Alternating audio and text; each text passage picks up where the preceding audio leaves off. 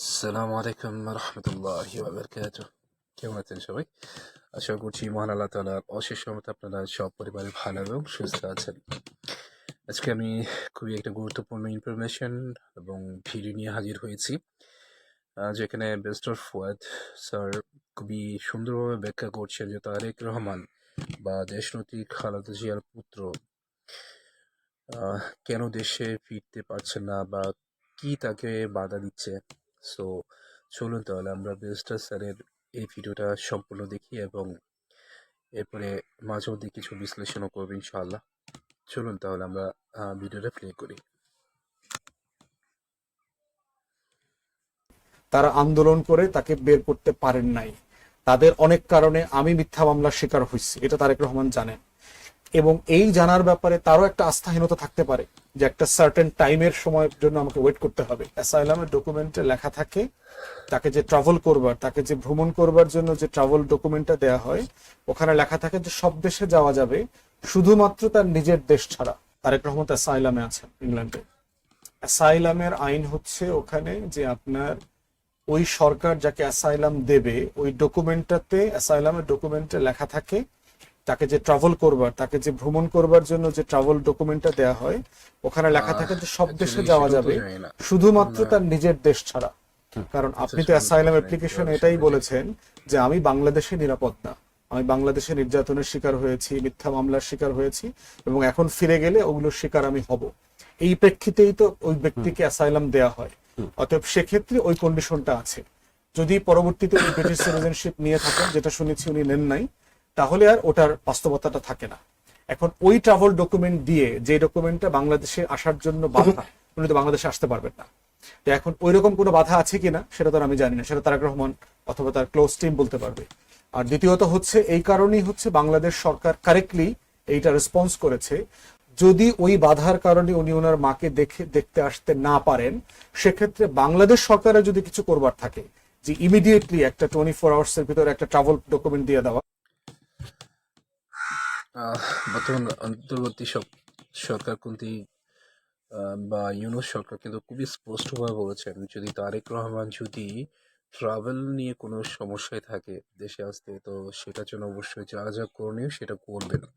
তো এখানে স্পষ্ট হয়ে গেল যে আসলে অন্তর্বর্তী সরকারের কোনো সমস্যা নেই তারেক রহমান দেশে আসা এবং যাওয়া নিয়ে। এখন যেটা হচ্ছে সেটা হচ্ছে, এখন আমরা পরিষ্কার না, তবে মিস্টার ফুয়াদ স্যার যেভাবে ব্যাখ্যা করছেন তাতে বোঝা যাচ্ছে নিশ্চয়ই তার ট্রাভেলের মধ্যেই সমস্যা। মনে করুন আমি একটা দেশে আশ্রয় নিচ্ছি, যে এরকম বলে যে আমি আমার নিজের দেশে সেফ না। তো যেহেতু নিজের দেশে সেফ না বলে একটা অন্য দেশে আশ্রয় নেওয়া হচ্ছে, সেখানে ওই ট্রাভেলস মধ্যে লেখা হয়ে থাকতে পারে যে পৃথিবীর সব দেশে যেতে পারবে, কিন্তু যেই দেশের জন্য যে দেশে তার জান এবং মালের নিরাপত্তার সমস্যা আছে সেখানে তিনি যেতে পারবেন না। সো এটা হচ্ছে ব্যাপার, সেখানে তিনি যেতে পারবেন না। তো এটাও আমার আমার কাছে মনে হচ্ছে এটাই সবচেয়ে ইম্পর্ট্যান্ট হয়তো বা, যে এটাই আসলে মানে এই আমার কাছে মনে হচ্ছে এটাই হচ্ছে তোমার গুরুত্বপূর্ণ বা সবচেয়ে বড় পয়েন্ট হচ্ছে এটাই, যে এই জন্য হয়তো বা ডায়াগ্রাম আসতে পারছে না। চলুন আমরা ভিডিওটা আরো সামনে গিয়ে দেখি। যেন উনি কুইকলি দেশে আসতে পারেন সেটা দিতে তারা প্রস্তুত। কিন্তু ওইটা আসলে আবার তার ইংল্যান্ডের যে সাইলামের যে ডকুমেন্ট আছে ওইটা আবার অবসলিট হয়ে যাবে। অতএব সেই কমপ্লেক্সিটি আছে। এর বাইরে ওনার নিরাপত্তা ঝুঁকি তো আছে, জেনুইনলি আমরা জানি উনি বুলেট প্রুফ গাড়ির জন্য আবেদন করেছেন, আর্মসের জন্য আবেদন করেছেন। সুব্রত বাইনের এভিডেন্স থেকে আমরা দেখেছি, ডিবি অফিসে উনি বলেছেন যে তারেক রহমানের ব্যাপারে এবং আরো জাতীয়তাবাদী দেশপ্রেমিক লোকদেরকে হত্যা করবার অনেক প্ল্যান আছে। ভারত তাকে অস্ত্র দিয়ে, টাকা দিয়ে, প্রশিক্ষণ দিয়ে কিভাবে এগুলো মানে মানে মোবিলাইজ করেছে, এগুলো তিনি বলেছেন। তো এরকম রিয়েলিটি তো আছে। এখন সেরকম কোন হুমকির জায়গা আছে কিনা, নিরাপত্তার জায়গা? বিএনপির জিয়া পরিবারের বাইরে বিএনপির লিডারশিপের টপেও কিন্তু প্রচুর দালাল টাইপের লোক আছে, আচ্ছা, যারা গত 16-17 বছর আওয়ামী লীগের সাথে দালালি করে। বেস্ট অফ ওয়ার্ড স্যার কিন্তু এখানে একদম খুবই স্পষ্ট ভাষায় বলেছেন যে যে বিএনপি আসলে বাংলাদেশের মানুষের প্রতিনিধিত্ব করতো বা জনগণের প্রতিনিধিত্ব করতো, 5 আগস্টের পর থেকে সেই বিএনপির ভিন্ন রূপটা দেখতে পেয়েছে বাংলাদেশের মানুষ।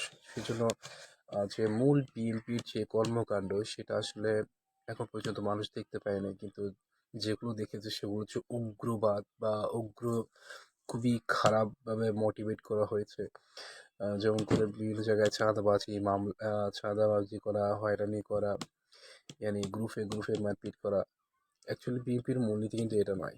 যে মূল যে বিএনপি, আমি আমি নিজের কথাই বলছি, যে বিএনপি আমরা এটা আসলে দেশপ্রেম যাদের যাদের মধ্যে ছিল, একমাত্র দল হিসেবে যদি থাকতো তখন জাতীয়বাদী দল বিএনপি ছিল। কিন্তু বর্তমান সময়ে আমরা এসে অনেক কিছুই দেখতে পাচ্ছি, অনেক কিছুই শুনতে পাই। কিন্তু সেজন্যই বলছি, আসলে মাঝে মধ্যে দুঃখ লাগে যে শহীদ জিয়াউর রহমানের যে দলটি, বাংলাদেশের মানুষের হৃদয়ের একটা দল, সেই দলটা কিভাবে এত অধঃপতন হতে পারে যদি এখানে দালাল যদি না থাকে। অবশ্যই ফুয়াদ স্যারের এই কথাটা একদম সত্য যে এখানে অবশ্যই দালাল তো আছে। ঠিক আছে, আমরা ভিডিওটা আরেকটু সামনে দেখি। গণতন্ত্রের যে লড়াইটা ছিল সেটাকে দুর্বল করে দিয়েছে। এবং বিএনপির যে তৃণমূল, যারা সর্বোচ্চ ত্যাগ স্বীকার করেছে গণতন্ত্রের জন্য গত 16-17 বছরে, তারা কিন্তু এই উপরের দিকের কিছু ক্রিমিনাল লিডারের কারণে বারবার মিথ্যা মামলা, গ্রেফতারের শিকার হয়েছে। কিন্তু অনেক ব্যবসায়ী, অনেক বিএনপির ব্যবসায়ী দেখবেন দিব্যি ব্যাংক চালায় গেছে, চাঁদাবাজি করছে, সরকার থেকে, গোয়েন্দা সংস্থা থেকে শত শত কোটি টাকা খাইছে দাইছে, তার ছেলেমেয়েরা ঘুরছে ফিরছে, সবই করেছে। অর্থাৎ তারেক রহমান ওই ব্যাপারটাও জানেন যে এই বিএনপির অনেক নেতার কারণে আমার মাকে জেলে যাইতে হয়েছে। তারা একদম। আন্দোলন করে তাকে বের করতে পারেন নাই। তাদের অনেক কারণে আমি মিথ্যা মামলা। যেহেতু খালেদা জিয়াকে জেলে নেওয়ার কথা এসেছে, সেই জন্য একটু কথা বলে রাখি। তখন যখন খালেদা জিয়াকে আপনার 10 ট্রাক, বা সরি 10 ট্রাক না, বালুর ট্রাক দিয়ে যখন তার গেট বন্ধ করে দেওয়া হয়, তখন কিন্তু বিএনপি শুধু যদি একটু সমর্থন করতো তাহলে সেদিনই কিন্তু বাংলাদেশের গণতান্ত্রিক প্রক্রিয়া কিন্তু আরোটা সুগম হইতো এবং আরো সুন্দর। সেদিন যদি খালেদা জিয়াকে যদি আপনারা ঘর থেকে বের করে আনতে পারতেন। বিএনপি সেদিন সাপোর্ট করে নাই। ছাত্র শিবিরের অনেক নেতাকর্মী সেদিন হয়রানি হয়েছে এবং সাথে মারাও গিয়েছেন, এবং জামাতেরও কিছু লোক হয়রানির শিকার হয়েছেন। তার পরিপ্রেক্ষিতে বাংলাদেশে এই স্বৈরাচার শাসন ব্যবস্থা তৈরি হয়েছে। শুধুমাত্র বিএনপির সামান্য যদি চেষ্টা করতো, সেদিন খালেদা জিয়াকে যদি সেই বালুর ট্রাক সরিয়ে যদি নিয়ে আসা হতো, তাহলে আজকে বাংলাদেশের এমন অবস্থা হইতো না। আমরা এখন যে জরুরি সরকার যে ব্যবস্থা এখন চলছে, ইউনূস সরকার, আহ, এটার প্রয়োজন হতো না। কারণ খুবই সুন্দরভাবে গণতান্ত্রিকভাবে বাংলাদেশের রাজনীতি সামনে হয়ে যেত এবং আরো অনেক সমস্যার সমাধান হতো। আর সেকেন্ড কথা বলে রাখছি, আমি আসলে কোনো দলের পক্ষ হয়ে কোনো কথা বলি না। আমি আমার নিজের জ্ঞানের থেকে, স্বল্প জ্ঞানের যে অল্প যেটা আছে সেখান থেকে বলতে চাই, শেখ হাসিনা সরকার বাংলাদেশে অনেক ক্ষতি করেছেন। ওনার উনি যদি চাইতো যে না, দল মত নির্বিশেষে আমরা সবাই, কেউ বিপরীত দলে থাকবে, কেউ পক্ষের দলে থাকবে, তাহলে তো দেশ সুন্দর হতোই। কিন্তু সেটা না করে তিনি এককভাবে সবকিছু করতে চেয়েছেন, বিরোধী দলকে টোড়াচুড়ি ধরতে চেয়েছেন, যার জন্যে আজ দেশ ছাড়তে বাধ্য হয়েছে আওয়ামী লীগ। ঠিক আছে, আপনার ভিডিওটা লম্বা করবো না, ভিডিওটা শেষ পর্যন্ত দেখে আমি ভিডিওটা শেষ করব।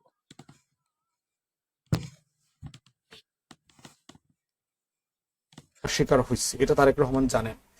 এবং এই জানার ব্যাপারে তারও একটা আস্থাহীনতা থাকতে পারে যে একটা সার্টেন টাইমের সময়ের জন্য আমাকে ওয়েট করতে হবে। তো এরকম অনেক রিয়ালিটি থাকতে পারে। নির্বাচনের তফসিল ঘোষণার সাথে একটা সম্পর্ক থাকতে পারে, যেহেতু ওনার একটা 1/11-এর ট্রমা আছে, যে বাংলাদেশের কোন এস্টাবলিশমেন্ট আবার তাকে বিপদে ফেলবার কোনো চেষ্টা করে কিনা। তো সেক্ষেত্রে নির্বাচনের হতে তফসিল পারে। ঘোষণা করলে ওই সময়টাতে তার আশাটা নিরাপদ কিনা। একটা দলের নেতা হিসেবে তাকে তো অনেকগুলো বিষয় মাথায় রাখতে হচ্ছে, যে কোনটা তিনি বিবেচনাতে নিয়েছেন না এর বাইরেও কিছু আছে, সেটা তো তারেক রহমান বলতে পারবে। আর বাট একটা এই বিষয়, বাস্তবতাগুলো আছে।